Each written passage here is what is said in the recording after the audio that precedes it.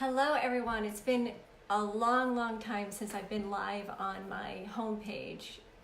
Usually I go live on my business page, but today I thought I'd go live on my homepage. So it's good to see everybody again. Today I want to talk to you about making friends with the word no.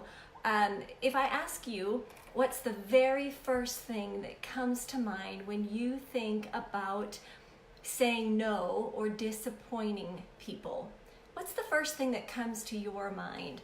I know when I was first thinking about this, and by the way, what made me start thinking about this, a couple of things. I was just at the Lexus dealer getting a new car, and I'm going to explain that in a little bit, but also I was reading a book called Brazen, and this thought sort of came up in the book. What's the first thing that you think about when it comes to disappointing people or saying no to people? The very first thing that I thought about was, I hate that feeling. I don't want to disappoint people. I don't want to rock the boat. I want to be everybody's friend. And yes seems so much nicer than no. So, the book challenged me to rethink that train of thought, rethink my thinking, if you will. So, have you ever been in a situation where people are just cross the line? They cross boundaries. Maybe they overextend their welcome in your home. Or maybe they really just overextend themselves by saying things to you that really they shouldn't have said. And you feel uncomfortable and you start to feel like the bad guy for saying no or saying I can't help you or whatever it would be. So here's where it changed in my mind, that whole thing of becoming friends with the word no. The older I get, God, I hate saying that. Gosh, the older I get, let's just say the more mature I get, I start to become a little bit more aware of who I am.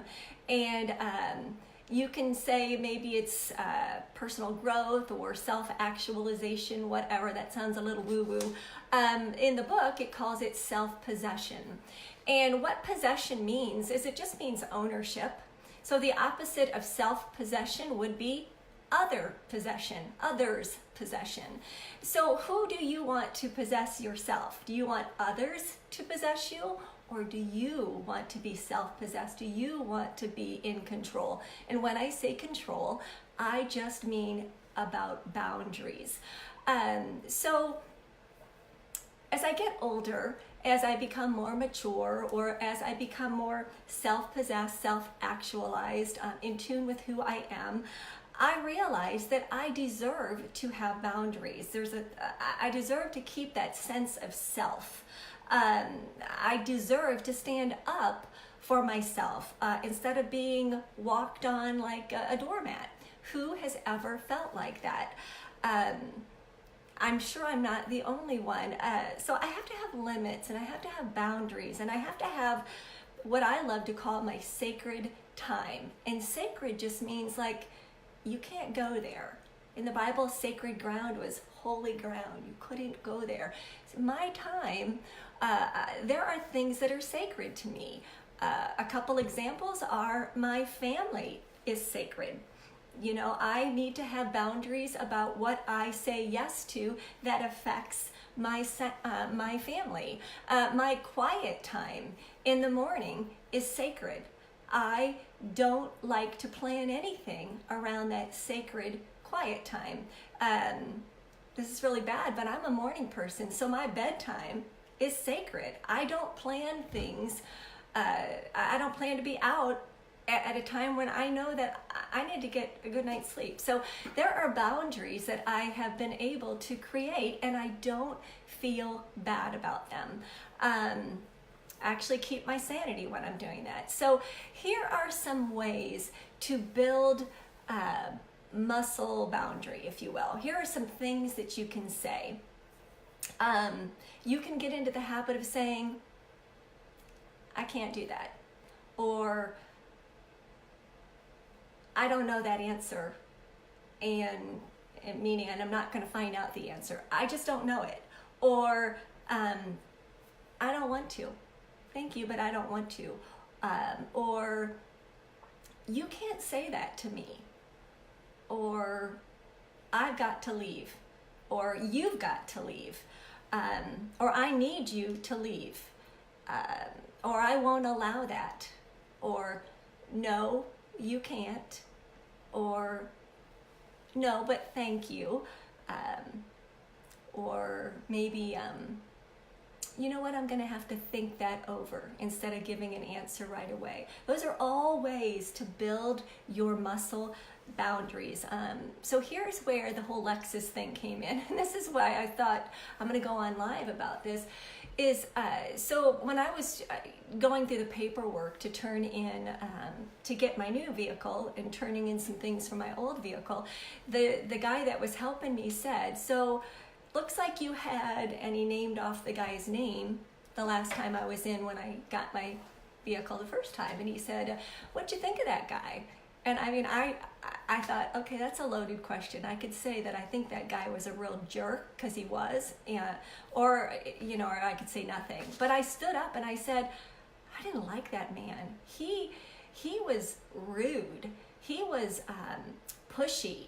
And the guy just shook his head and he said, that's why I asked.